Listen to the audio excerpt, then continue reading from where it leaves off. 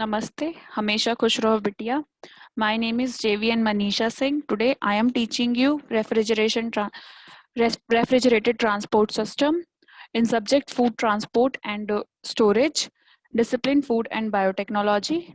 First of all, we need to know what is refrigerator. The transfer of heat from a low temperature region to a high temperature one requires special devices called refrigerators.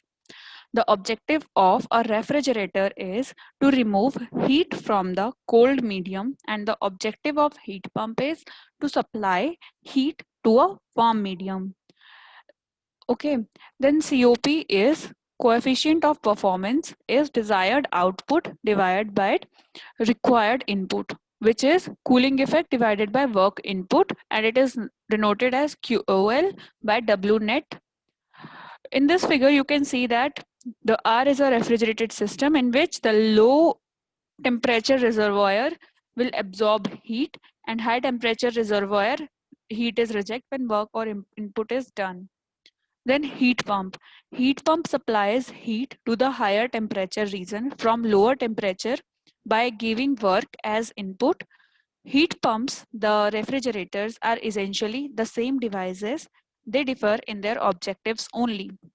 That is, the COP is desired output by required input, which is heating effect divided by work input. COP HP is equal to COPR plus 1 for the fixed values of QL and QH. Then types of refrigeration system, that is vapor compression refrigeration, uses the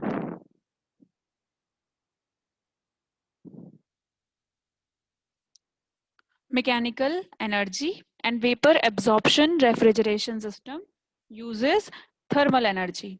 Steam jet refrigeration system and liquid nitrogen bath, that is also known as cryogenic refrigeration system, and ice bunk cooling system.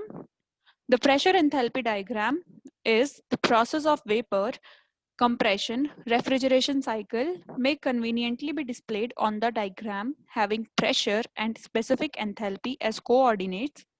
Below the critical point, that is CP, the saturated liquid line SL and saturated vapor line SV enclose a two-phase wet region between them.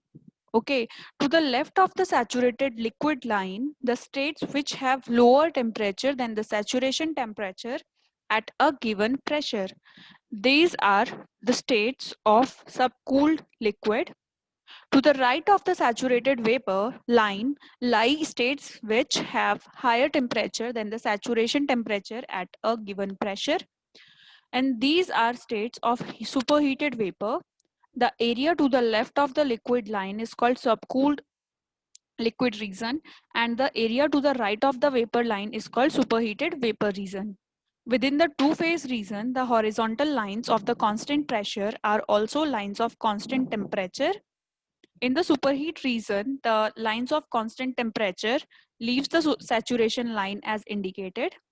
As the pressure diminishes in the superheat region, the lines of constant temperature tend to become lines of constant enthalpy, that is vertical on the diagram, indicating that the vapor is beginning to behave like an ideal gas with its enthalpy independent of pressure. Lines of constant specific entropy and lines of constant specific volume are shown in the superheat region. Then refrigerant in vapor compression refrigeration.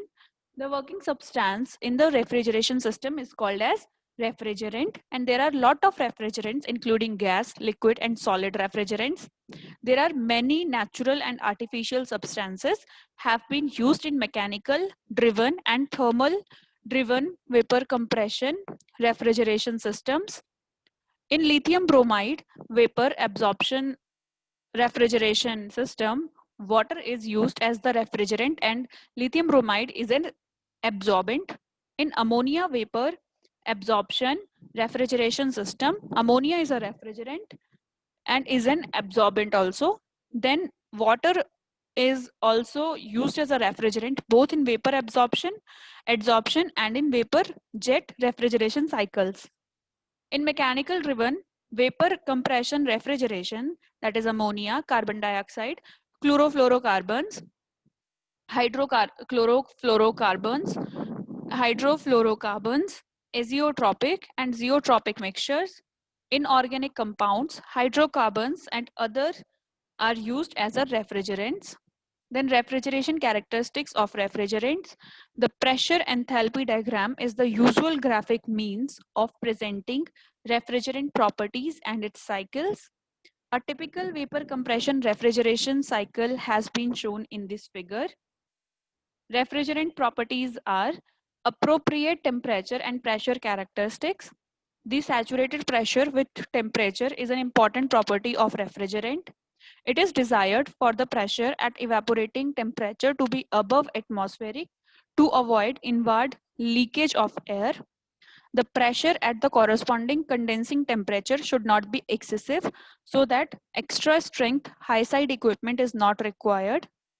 Low compression ratio is desirable because the degree of complication and difficulty of a compressor increases directly with the compression ratio, and it discharge the temperature of compressor should not be excessive to avoid problems as breakdown or dilution of the lubricating oil, decomposition of the refrigerant, or formation of contaminants such as sludge or acids. All of these can lead to compressor damage. Another refrigerant property is high latent heat of vaporization and low specific volume of the refrigerant at the entry to the compressor. High latent heat of vaporization and low specific volume of the refrigerant at the entry to the compressor are desirable for smaller equipment and pipe size at given cooling capacity. High latent heat means there is a high refrigeration effect. For example, R11 has a much larger specific volume of suction vapor of compressor than those of refrigerants of R22, R502, and R717. That means it requires a higher volumetric flow rate to produce the same amount of cooling capacity. Therefore, R11 is usually used with centrifugal compressors because they are good at handling large volumetric flow rate. Third property is lower compression work. In order to get high COP, both high refrigeration effect and low compression work must be considered in combination. For example, R717 has a refrigerating effect Q1 much larger than other refrigerants, but in compression work, W is also high. As a result, COP of ammonia has the work same order of magnitude as that of the other refrigerants.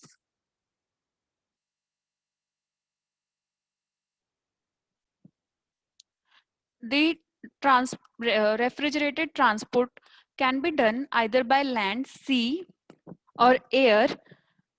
For this, there is for the land transportation, Carrier Transicold sets ever high standards in refrigerated container, truck, and trailer systems while reducing the fuel consumption, emissions, and sound levels. Whereas the transport refrigeration by sea is in marine container. Marine containers are refrigerated, and they are the innovative, reliable container refrigeration systems of the shipping lines and leasing the customers. And they will deliver the freshness and reliability to the customers.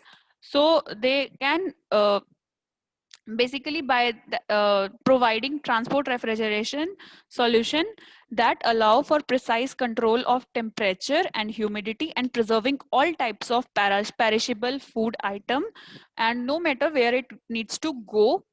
Basically they are talking about the distance. No matter how much distance it should be traveled, they basically refrigeration basically controls the spoilage of the food product during transportation. Hope you all are satisfied with this session. This session is powered by Digital Version 2.0 Jyoti Vidyapeeth, Women's University, Jaipur. If you have any query, please mention it in a comment box. I will resolve them whenever we have a live session. Thank you so much for watching this video.